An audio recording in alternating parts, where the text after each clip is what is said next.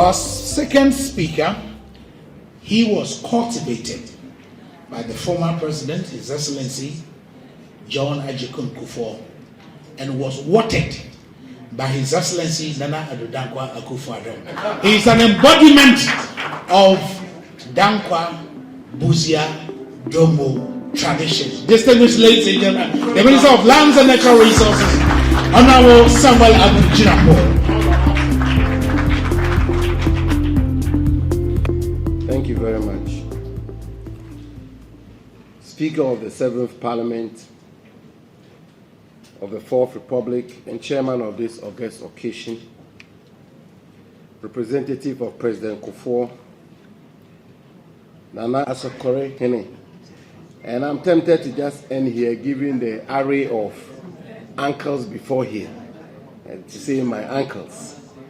But protocol requires that I go through it. Honorable Minister of Environment, Science, Technology and Innovation, Deputy Minister of Lands and Natural Resources, and MP for Achuma Owebeja North, my dependable deputy,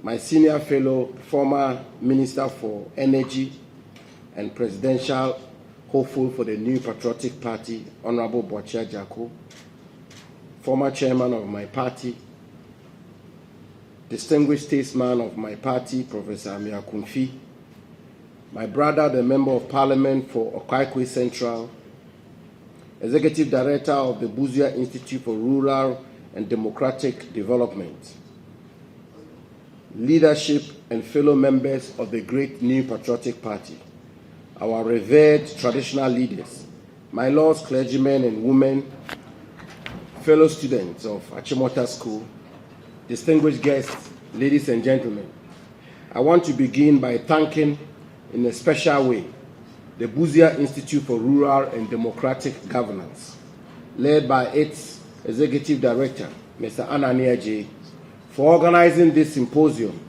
to celebrate the life of one of the greatest leaders of our country, Dr. Kofi Abrifa Busia, and for the opportunity to speak on the theme, quote, the relevance of Busia's ideas to our contemporary society, end quote.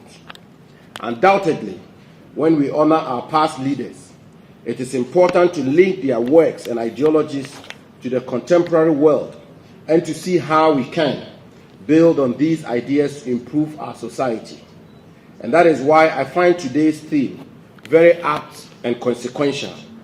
Indeed, in his own words, Dr. Busia, at his investiture as Prime Minister of Ghana on 1st October 1969, had this to say, and I quote, when the hand of Providence makes us participants in great and historic events, we find ourselves too close to them or too engrossed in them to realize their full significance.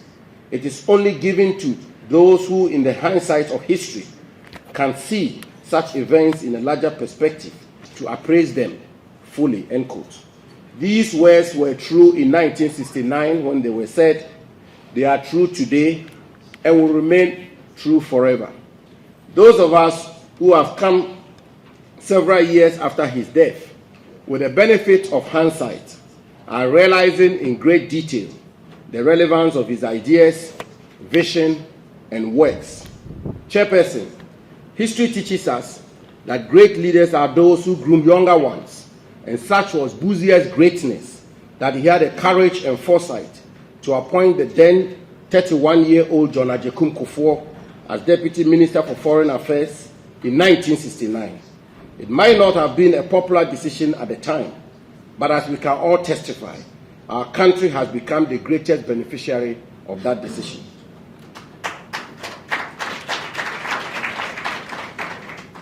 It is in that spirit that I ask the good old Professor Chairman permission, even though he is not physically here with us, to salute our beloved second President of the 4th Republic, His Excellency John Agyekum Kufuor, for giving my modest self my first foreign relations exposure in 2007 at the early age of 23, when I had the unusual opportunity to accompany him on his historic state visit to the United Kingdom as a communications aide.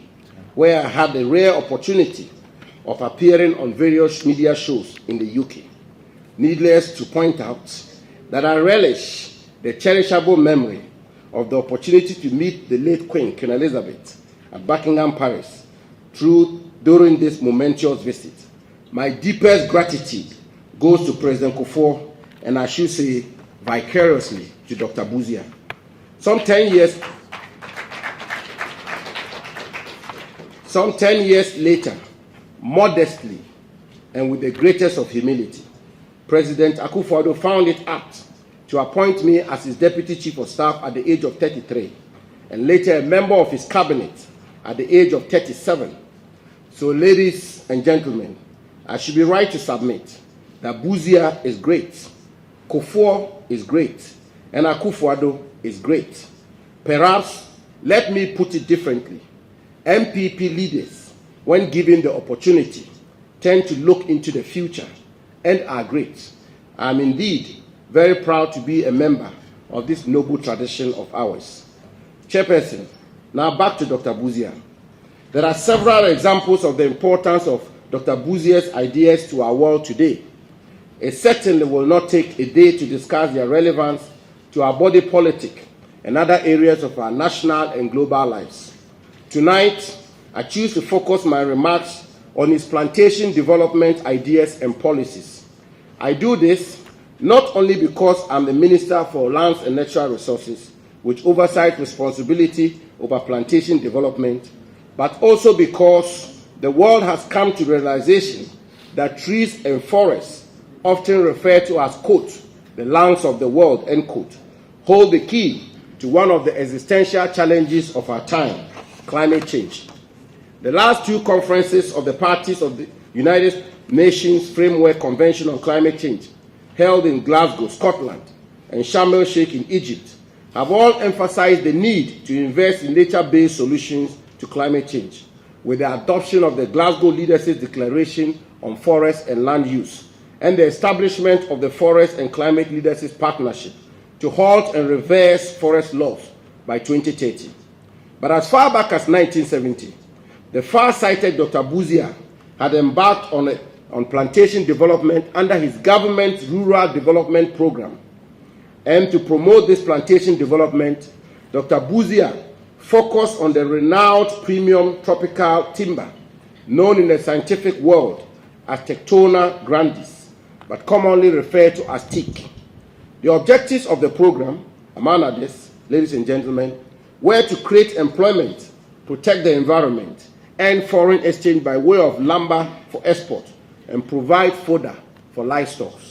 Apart from these, Dr. Busia had anticipated that transporting electricity cables on wooden poles will be cheaper and better than concrete ones, and teak will be a very critical tool to this electrification program. At the time, this might have sounded too far a vision to realize, since teak takes about 10 years to mature. Today, millions of our people are enjoying the fruits of Busia's foresight in using teak to transmit electricity. Chairperson, according to the distinguished German botanist and forester, Sir Dietrich Brandis, quote, among timbers, teak holds a place such as diamonds among stones and gold among metals, end quote. Yet, even though this tree species was introduced in our country in 1905, it was not until 1970, under the outstanding leadership of Dr. Busia, that we started embarking on large-scale teak plantation development. The program began in a transition zone in the then Bono and Ahafo region, now Bono and Ahafo regions, and Ashanti regions, with an initial target of 65 square kilometers before spreading across the country. In areas like the Ahafo and the western regions of our country, it was targeted at areas where deep encroachment had occurred in forest reserves, similar to the reclamation exercises we're embarking upon today. Due to the importance of this program, to Dr. Busia, substantial budgetary allocation was made in support of it, and the then Forestry Department, now Forestry Commission, employed nearly 5,000 people to undertake plantation development across the country. Today, Ghana is one of the major teak growing countries in the world, with the highest area of planted teak outside Asia. Teak became the major means of transmitting electricity across the country, aside other uses such as ship decking, construction of railway carriages, door and window frames, paneling and furniture.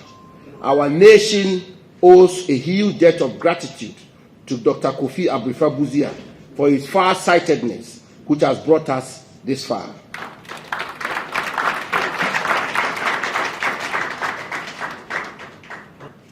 Professor Chairman, distinguished ladies and gentlemen, it is not surprising that presidents who follow the Busia tradition have all been far-sighted and invested heavily in plantation and afforestation. Like Dr. Busia, the gentle giant, President John Agyekum Kufuor, soon after assuming office in 2001, launched the National Afforestation and Plantation Development Program to, among others, restore the nation's forest cover. Due to its importance to his government, President Kufuor granted an annual budgetary allocation of 20 million Ghana cedis, 200 billion cedis at the time, for the project, with a target of cultivating 20,000 hectares annually. This program was very successful under President Kufuor's tenure. Indeed, President Kufuor's commitment to plantations was also demonstrated in the swiftness with which he facilitated amendments to the Forest Plantation Development Fund Act 2000, Act 583 in 2002, to enable plantation growers, both in the public and private sectors, participate in forest plantation. And today, under the distinguished and outstanding leadership of President Nana Addo Dankwa Akufo-Addo, we are implementing plantation initiatives such as the Ghana Forest Plantation Strategy, the Green Ghana Project, the Youth in Afforestation Program, the Cocoa and Forest Initiative, the Ghana Cocoa Forest Red Plus Program, the Ghana Shared Landscape Emission Reductions Project, the National Alternative Employment and Livelihood Program, and the Ghana Landscape Restoration and Small-Scale Mining Project. Clearly, most of the great things that have happened to our country happened under leaders born from the Dankwa Busia Dombo tradition, the noblest political tradition in Ghanaian history. Chairperson, ladies and gentlemen, Ghana continues to benefit from the plantation seeds sold by Dr. Kofi Busia. Apart from their domestic usage, today, teak is the most exported timber species from Ghana, both in terms of volume and value. Last year, for instance, teak constituted, in terms of volume and value, 58% by volume and 49% by value of all the 42 timber species and wood products exported from our country. The seed sold by Dr. Busia some 53 years ago has become a major contributor to our national economy. As I have said, what distinguishes great leaders from others is their foresight, planning, ability to take decisions, and implement policies that have lasting impact on future generations. As the saying goes, and I quote, "A society grows great when old men plant trees in whose shade they shall never sit." End quote. This saying is epitomized in the ideas and policies of Dr. Kofi Busia, the man we celebrate today. And we, followers of his tradition, continue to pursue this path through policies such as the National Health Insurance Scheme, the School Feeding Program, the Livelihood Empowerment Against Poverty, LEAP, the Free Compulsory Universal Basic Education, FKIP, the National Identification Program, the National Digitalization Agenda, and the almighty Free Senior High School Policy, among others.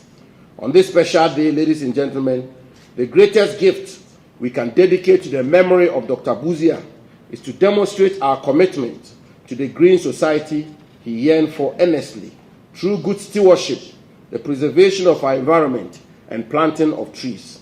As Chairman, representative of President Kufuor, Nana SKB Asante, Honorable Ministers, revered chiefs, distinguished guests, ladies and gentlemen, as we honor posthumously the 110th birthday of Dr. Busia, we must be unwavering in implementing policies and programs that contribute to promote sustainable and holistic development of our country, even though they may not be popular today. Ours is a private sector driven, even ingraining our nation, and thus let us be united in building a prosperous Ghana while honoring our sacred duty to put in place the building blocks for the Ghana we desire, which aligns with the vision of that colossus of our history, Dr. Kofi Busia. May God continue to bless the memory of Dr. Kofi Busia and give him a peaceful place of abode. And may God bless us all and our republic. I thank you.